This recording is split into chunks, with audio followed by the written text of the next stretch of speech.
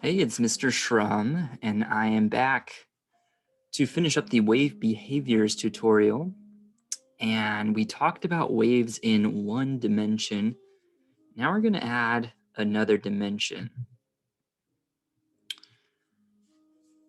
Waves in the real world, like ripples created by a pebble dropped into still water, the sun's rays, or sound from an audio speaker, travel in 2 or 3 dimensions. We'll see that waves traveling in 2 dimensions behave similarly to the one-dimensional waves we've studied so far, but the result is some interesting geometrical properties due to their 2D nature. So we have a simulation, and it's called wave interference.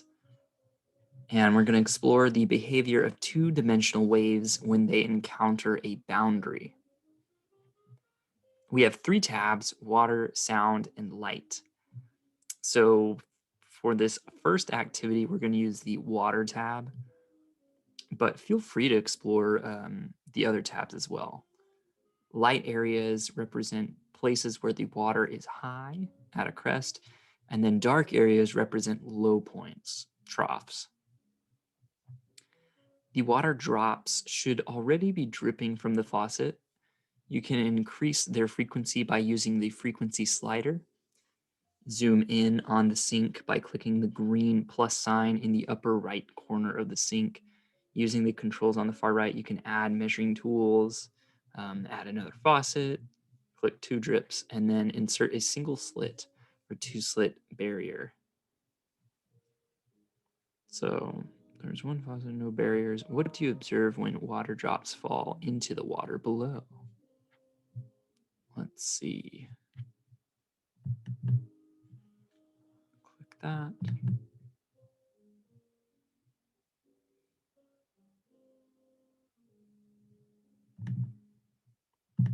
Maybe.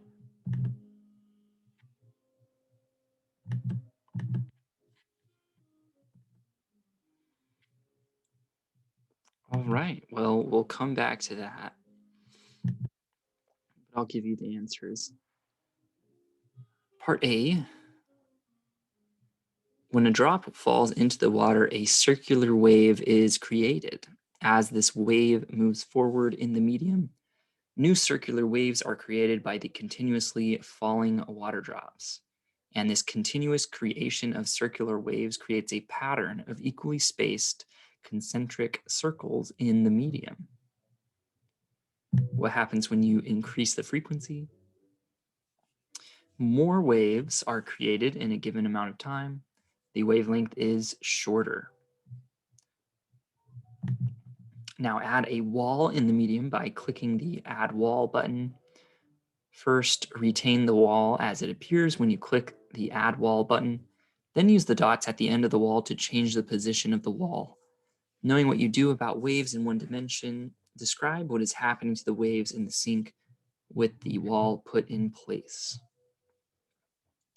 With the wall at an angle in the medium, the waves created by the water drops hit the wall and are reflected from the wall in a circular pattern. The waves continue to behave in the same way when I change the direction of the wall. Also, I can observe interference between the waves reflected back from the wall and new waves created by the continuously falling water drops. Part D. Drag the wall out of the sink and click the 2 drips option. Describe the patterns of the waves created by the water drops dripping from the 2 faucets. Now click Add Detector. Move the sensor around in the sink and observe the water level over time at different points in the sink.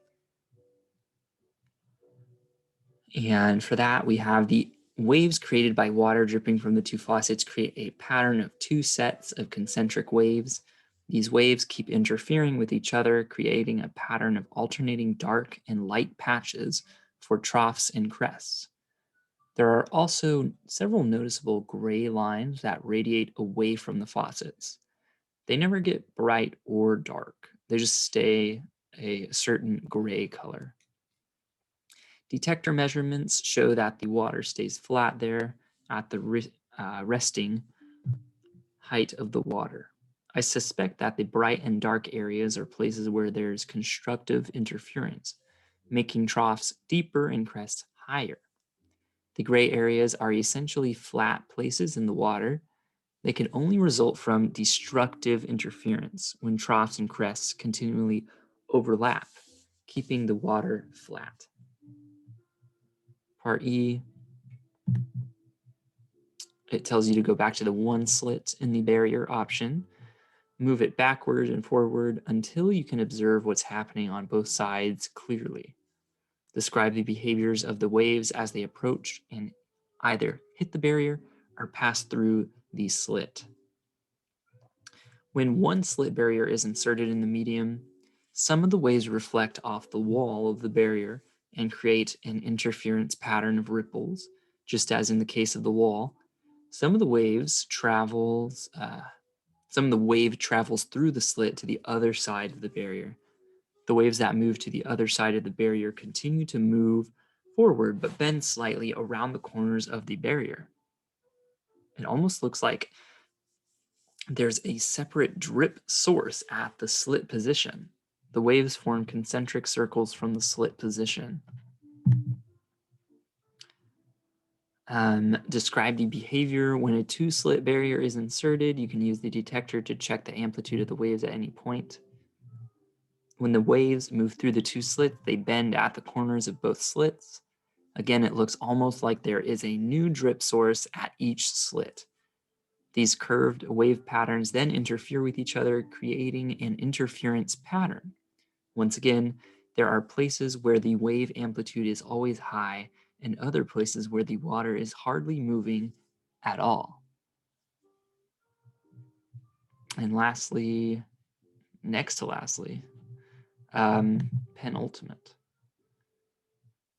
Now close the wave interference simulation and launch the reflection and refraction simulation. So that one opened up just fine. To investigate other wave behaviors in 2 dimensions, this simulation models a wave as it strikes a medium boundary at an angle and demonstrates its behavior on both sides of the boundary. Click the next step button to begin your observations. To start over, click restart, then next step. What happens when the incident wave hits the surface of the new medium? How are the results in medium 1 and medium 2 similar? How are they different? Okay.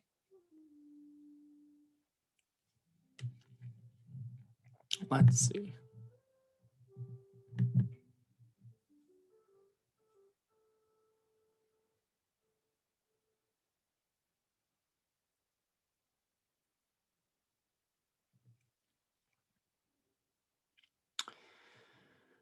It looks like medium 1, the waves are moving faster.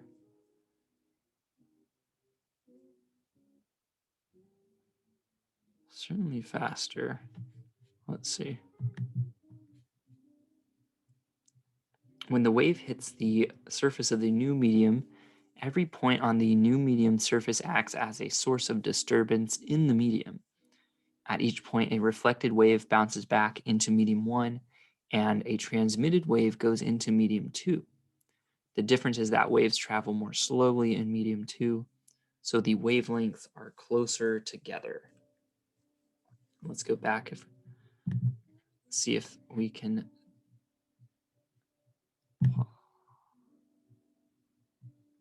Here it comes again. It's running diagonally against the boundary of 2 mediums.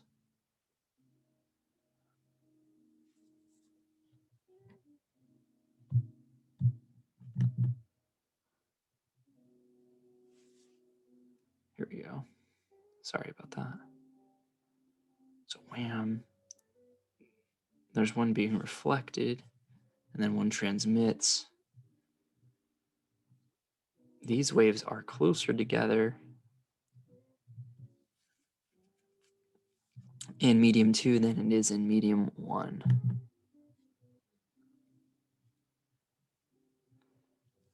Now we're going to focus on the wave fronts in both mediums. As the initial wave hits it, each point on the boundary emits waves into both mediums. The initial crest from each of these points from a plane wave front, similar to the initial front that came in, but traveling in different directions. Click restart, then click next step twice to observe this carefully using compass directions to discuss this motion. The direction of travel for the incoming wave is 45 south of east.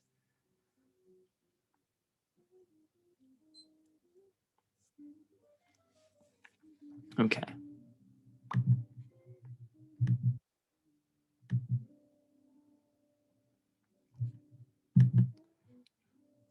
And the direction of travel for the incoming wave is 45 south of east.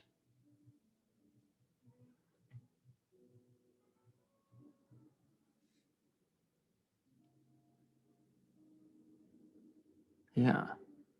Interesting. We've got the angle of reflection and then angle of refraction. Look where all the waves are heading toward.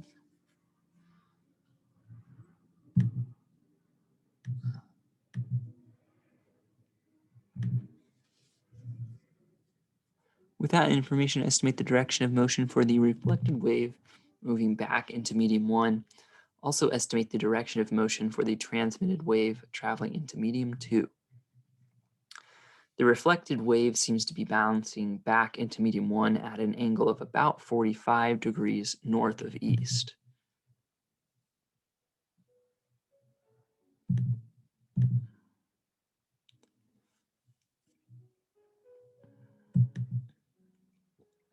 See, 45-ish, and then 20.7 for the refraction, or the transmitted wave. Seems to be bending down a bit more than the initial wave.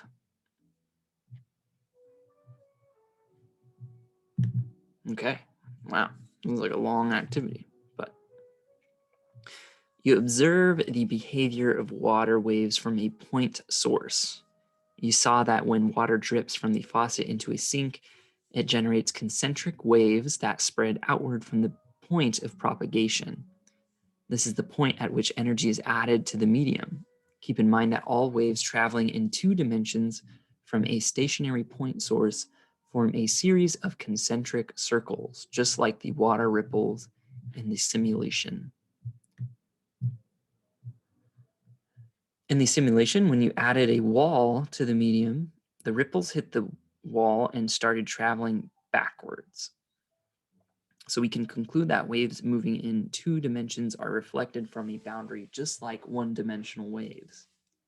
When they are reflected back from the wall and those waves meet new waves created by the dripping water, they interfere with one another. The same thing happens when you have 2 point sources for waves as shown here. Interference can be either constructive or destructive, depending on whether the interfering waves are in phase or out of phase at any given position. When 2 waves interfere, there is no change in either the speed or the wavelength of the interfering waves. In the simulation, the dark blue areas represent troughs and the light blue areas represent crests. You can see lines where there are very strong troughs and crests. These lines demonstrate constructive interference. Stationary gray areas appear where troughs and crests interfere destructively. The water is at its resting level in these areas. So this will tell us a bit more about what is happening in that second simulation. Angle of incidence equals angle of reflection. Recall that when a wave hits a medium's boundary, it's reflected back from the boundary. See, it's coming towards the boundary and then it bounces off. The angle of incidence, let me back. The direction in which the wave is reflected depends on the direction of the boundary and the angle at which the incident wave hits the boundary. The angle of incidence is measured with respect to an imaginary line perpendicular to the boundary. So we imagine this imaginary dotted line here with the boundary, and then perpendicular, this imaginary normal line. According to the law of reflection, the angle at which a wave is reflected from a boundary is equal to the angle of incidence. The angle of reflection is also measured with respect to the normal. The figure shows that the angle at which the waves are reflected is equal to the incidence angle. So this angle of incidence is equal to this angle of reflection. Your friend Paul could hear his voice echo at the Grand Canyon because of the reflection of sound waves from the surface of the surrounding canyon walls. Similarly, when you see yourself in a mirror, you're seeing light waves reflected from the mirror's surface. You've seen that when a wave encounters a boundary in the medium, the wave is reflected and experiences a change in direction. Similarly, a wave also changes direction when it crosses the boundary of a medium and enters another medium. This phenomenon is called refraction. Recall that when properties of the medium, such as density, tension, and temperature, change, the wave's speed and wavelength may change. So when a wave is refracted, its speed changes depending on the properties of the new medium relative to the first medium. So look at this figure here. We have a light ray coming in, and it hits the surface of a medium. Upon entering a new medium, so this is one medium, this is another medium, the light ray bends due to refraction. Both the angle at which the light ray is refracted on entering the new medium and the angle made by the incident ray hitting the surface of the medium are measured with respect to a normal to the surface. That is a line perpendicular to the surface. So here we imagine this normal line. This is the boundary between the medium. So medium 1, medium 2, boundary. We have this light. We imagine this perpendicular normal line. And you see how it's reflected or refracted. It's bent a little. Reflection would be if it bounced back. Refraction is it being transmitted, but it changes. You may have guessed that the bent straw in the glass in the introduction is an example of refraction. This is an optical illusion due to refraction. We naturally assume that light travels in a straight line, so without taking refraction into account, we see the straw bending upward at the surface of the water. But all that is refraction.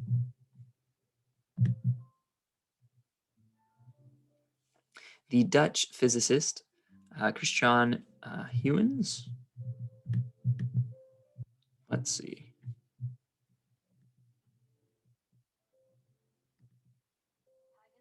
Huygens. Christian Huygens is a Dutch physicist that developed a theory of wave propagation in which every point on a wave front is a source of secondary waves. A wave front is defined as the curve or surface along which all wave points are in phase, all at a crest, for example. According to Huygens' principle, the secondary waves spread in all directions from these points with the same speed as the original wave. Now imagine the circular waves that are created when you drop a pebble into a pond or when light waves emit from a light bulb, like this picture here. When new waves are created, they always spread perpendicular to the wave front. So here's the wave front. And then these waves are always moving perpendicular to that front.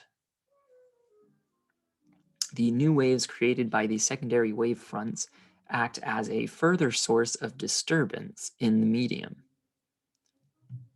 In the simulation, you saw how a wave front hitting the boundary of a new medium was transmitted and reflected. According to Huygens' principle, every point on that boundary acts as a new secondary wave source. The new secondary waves that move through the new medium have a different velocity. This affects their wavelengths and their direction.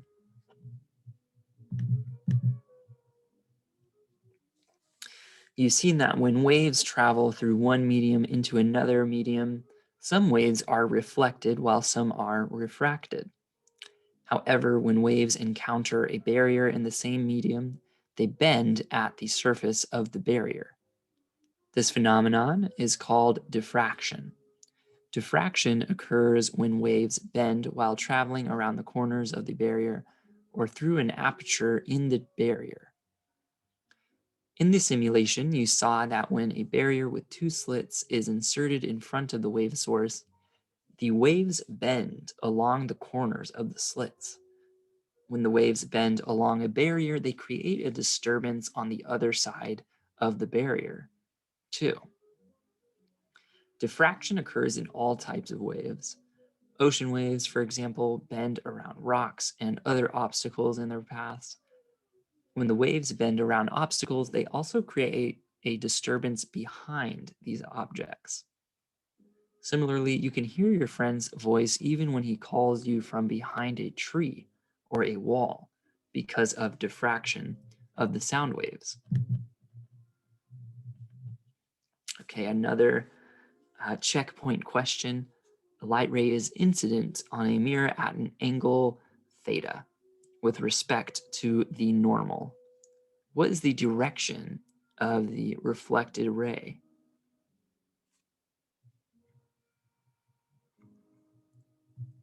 The opposite direction angle. Yeah. It's the opposite direction of the incident ray and at an angle theta with respect to the normal. The angle of incidence is the same or equal to the angle of reflection.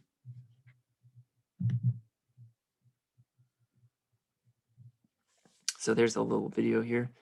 You've studied reflection, refraction, and diffraction of waves when they hit the boundary of a medium.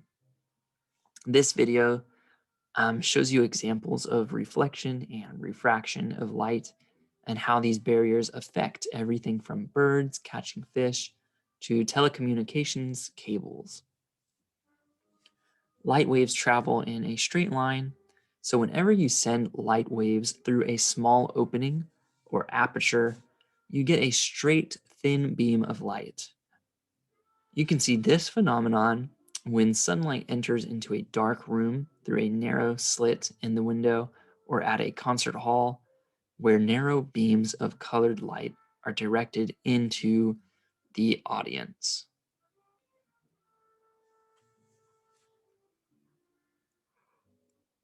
In the video, you may have noticed how a light beam sent through a small opening behaves when it strikes a glass block.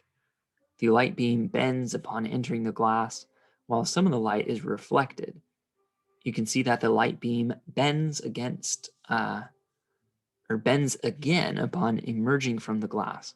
So it's bending once and then it bends again when it comes out of the glass. It changes direction because it experiences a change in speed due to the change in medium. So in summary, we explored wave behavior in one dimension and in two dimensions. You've seen that when waves encounter a boundary in the medium they are traveling in, they reflect back in the medium with the same speed, but with a change in direction.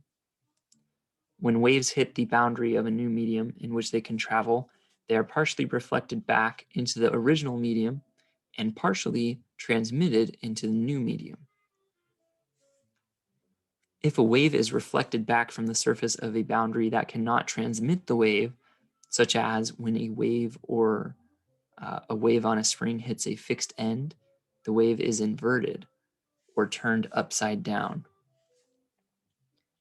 Reflected waves do not experience a change in velocity or wavelength, but the velocity and wavelength of transmitted waves change depending on the properties of the new medium. Whenever a wave travels from a slower medium to a faster medium, for instance, its speed increases.